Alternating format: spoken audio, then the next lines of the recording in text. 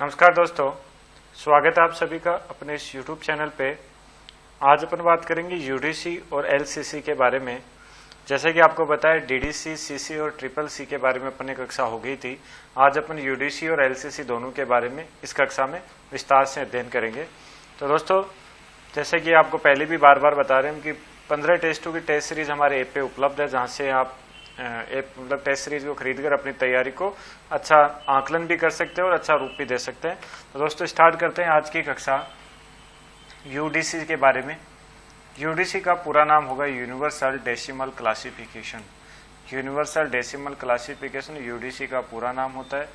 और दोस्तों, यूडीसी तो यहाँ पे गलती से डीडीसी लिख दिया, ये यूडीसी पढ़ा जाए इसको। यूडीसी का आविर्भाव मतलब यूडीसी का जो विकास हुआ वो 1895 में ब्रुसेल्स नामक जगह है, वहाँ पे एक तरीके से कॉन्फ्रेंस हुई थी, इंटरनेशनल कॉन्फ्रेंस ऑफ बिब्लियोग्राफी के नाम से, आईआईबी जिसको शॉर्ट में बोला जाता है। उसके परिणाम स्वरूप क्या हुआ था, यूडीसी का विकास हुआ था। कब हुआ? 1895 में। कहाँ पे? ब्रुसेल्स में। वहाँ पे कौन सा कॉन्फ्रेंस था? इंटरनेशनल कॉन्फ्रेंस ऑफ बिब्लियोग्राफी, वहाँ पे कॉन्फ्रेंस हुआ था। उसी के परिणाम स्वरूप क्या हुआ, यूडीसी का विकास हुआ। ध्यान रखने वाली बात, सबसे पहली साल आपको ध्यान रखनी है 1895। शहर कौन सा था? ब्रुसेल्स था। कॉन्फ्रेंस का क्या नाम था? International conference of bibliography, short में जिसको आईआईबी बोलते हैं। वहां पे इसका क्या हुआ था, विकास हुआ था। आगे देखिए, यूडीसी का निर्माण बेल्जियम के दो निवासी थे। बेल्जियम के दो निवासी थे, एक था हेनरी ला फॉन्टेन और दूसरा पॉल आउटलेट। इन दोनों ने मिलकर क्या किया था, डीडीसी का विकास किया था। देखो यूडीसी का विकास किया तो डीडीसी और यूडीसी दोनों मिलती जुलती है। इन्होंने क्या किया कि एक तरीके से अपन ये कह सकते हैं कि मेलविल डेविस से इन्होंने क्या किया, परमिशन लेके यूडीसी का निर्माण किया था। तो डीडीसी का आविर्भाव 1895 में ब्रुसेल्स में हुआ, इंटरनेशनल कॉन्फ्रेंस ऑफ बिब्लियोग्राफी के परिणाम स्वरूप इसका विकास हुआ। हेनरी फाउंटेन तथा पॉल आउटलेट ने इसका क्या किया, निर्माण किया। आगे देखिए, यूडीसी का प्रथम संपूर्ण अंतर्राष्ट्रीय संस्करण 1905 में प्रकाशित हुआ। भाषा कौन सी थी? फ्रेंच भाषा थी। नाम क्या था? मैनुअल द रेपरेटर बिब्लियोग्राफी यूनिवर्सल के नाम से क्या हुई, भैया प्रकाशित हुई। 1905 में हुई थी, फ्रेंच भाषा में हुई थी।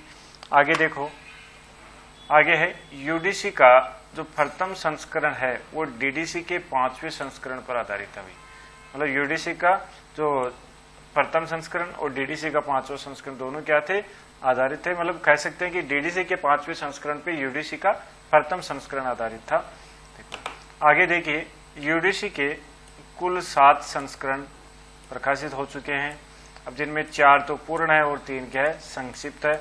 और दोनों को मिला के कितने हो गए, 7 हो गए। 4 तो पूर्ण संस्करण प्रकाशित हो चुके हैं और 3 संक्षिप्त संस्करण प्रकाशित हो चुके हैं। किसके? यूडीसी के। वो यूडीसी का जो पहला संस्करण था उसका नाम क्या था, मैनुअल द रेपरेटर बिब्लियोग्राफी यूनिवर्सल के नाम से वो प्रकाशित हुआ। अब देखो, सबसे पहले देखते हैं यूडीसी के जो संस्करण जिनके अपन ने बात की, 4 और 3 7, उनके बारे में। सबसे पहले बात करेंगे जो पूर्ण संस्करण थे उनकी 4 की। तो पहला जो था वो 1905 में फ्रेंच भाषा में आया। दूसरा 1927 में 27 से 33 के बीच में आया। और क्या, कौन सी भाषा थी उसकी, लैंग्वेज उसकी भी फ्रेंच थी। जो तीसरा है वो 1934 लैंग्वेज जर्मन। और 1943 और इंग्लिश लैंग्वेज के अंदर आया। तो ये तो थे 4 यूडीसी के पूर्ण संस्करण। अब बात करते हैं जो संक्षिप्त संस्करण है उनकी। तो देखिए, संक्षिप्त संस्करण में जो पहला है 1948, दूसरा 1957 और तीसरा 1961 में क्या हुआ, ये प्रकाशित हुए थे। तो ये तो होगी इसके 7 संस्करण के बारे में बात की, 4 पूर्ण और 3 संक्षिप्त संस्करण थे। अब देखो, जो यूडीसी की जो संरचना हुई, तो एक तरीके से कह सकते हैं इसका जो निर्माण हुआ वो कैसे हुआ, उसके बारे में थोड़ा सा अपन जो महत्वपूर्ण बातें हैं उनको अपन जान लेते हैं। तो संरचना की अगर अपन बात करें तो इसकी संरचना देखो 2 भागों में हुई थी। संरचना 2 भागों में हुई, एक कहलाया प्रथम भाग और दूसरा कहलाया द्वितीय भाग। अब प्रथम भाग में तो क्या था, देखो ज्ञान जगत का विभाजन से संबंधित था। अब इसमें क्या किया गया, प्रथम भाग में ज्ञान जगत को 2 भागों में बांटा गया। एक तो कर दिया सिस्टमेटिक टेबल्स और दूसरा कर दिया ऑक्सिलरी टेबल्स। सिस्टमेटिक टेबल्स और ऑक्सिलरी टेबल्स जो है, इन 2 भागों में क्या कर दिया गया, ज्ञान जगत को बांट दिया गया। अब अपन देखो, सबसे पहले बात करते हैं सिस्टमेटिक टेबल्स जो है उसमें क्या था। देखो, इसे शेड्यूल भी कहा जाता है, बिल्कुल साहब, शेड्यूल भी इसे कहा जाता है। इसमें क्या किया गया कि संपूर्ण जो वर्ग है उनको 0 से 9 में विभक्त किया गया। 0 से 9 में क्या कर दिया गया, विभक्त किया गया। और यूडीसी में ज्ञान जगत को विभाजित करने के लिए 10 विभाजन पद्धति का प्रयोग किया गया। आपकी जानकारी के लिए मैं वापस बता दूं, डीडीसी में भी किसका प्रयोग हुआ है, 10 विभाजन पद्धति का प्रयोग हुआ है, और यूडीसी में भी किसका प्रयोग हुआ है, 10 विभाजन पद्धति का प्रयोग हुआ है। और इसमें संपूर्ण वर्ग को 0 से 9 में क्या कर दिया गया, विभक्त किया गया। यूडीसी की मैं बात कर रहा हूँ। ये तो अपने सिस्टमेटिक टेबल्स के अंदर अपन बात करते हैं। फिर आता है ऑक्सिलरी टेबल्स। देखो ऑक्सिलरी टेबल्स की अगर मैं बात करूं तो यूडीसी में ऑक्सिलरी टेबल का प्रयोग इसके स्वरूप को वास्तव में डीडीसी अलग करता है। अगर इसमें ऑक्सिलरी टेबल का प्रयोग नहीं हुआ तो डीडीसी और यूडीसी में एक तरीके से अपन कह सकते हैं कि कोई खास फर्क अपन शो नहीं कर सकते।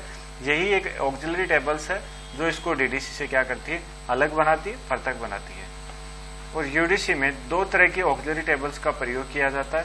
एक है कॉमन ऑक्सिलरी और दूसरा स्पेशल ऑक्सिलरीज। ये आपको ध्यान रखना है कि किस तरह की 2 हैं, वो कौन कौन सी, एक कॉमन और दूसरी स्पेशल ऑक्सिलरीज का प्रयोग किया जाता है। आगे बढ़ते हैं। देखो आगे बात करते हैं, जो पहला भाग था वो तो अब इसके दूसरे भाग की। दूसरे भाग में क्या है भाई, alphabetic subject index. Alphabetic subject index ज्यादा गहराई में अपन को जाने की जरूरत नहीं है। जो महत्वपूर्ण इसका नॉलेज है, जो एग्जाम के लिहाज से, उसको अपन इसमें शामिल कर रहे हैं। और यही यूडीसी का कौन सा भाग हुई, द्वितीय भाग है, जैसा कि अपनी चर्चा हो चुकी है। और इसका प्रकाशन 1988 में किया गया। तो ये इसका प्रथम और द्वितीय भाग दोनों के बारे में अपन ने जितना इंपॉर्टेंट फैक्टर था वो अपन ने ले लिया। अब देखो आगे अपन बात करते हैं, एक और रह जाती है छोटी सी, एलसीसी, जिसका पूरा नाम है library of Congress classification. LCC, library of Congress classification. देखो एलसीसी का विकास 1904 ईस्वी में किया गया। इसका उपयोग लाइब्रेरी ऑफ कांग्रेस पुस्तकालय में शुरू किया गया। और इसमें ज्ञान जगत को ए से जेड तक 21 वर्गों में बांटा गया। सॉरी, इसमें ज्ञान जगत को ए से लेकर जेड तक 21 वर्गों में बांटा गया। लेकिन देखो ए से जेड तक पूरे 26 अक्षर होते हैं।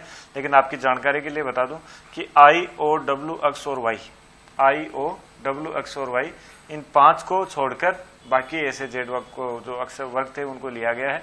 तो दोस्तों ये थी अपनी एलसीसी और यूडीसी के बारे में महत्वपूर्ण जानकारी, जो एग्जाम के लिहाज से अपने लिए इंपॉर्टेंस रखती है। तो दोस्तों मिलते हैं अगली कक्षा में नए और महत्वपूर्ण टॉपिक के साथ। तब तक के लिए नमस्कार, जय हिंद, जय भारत।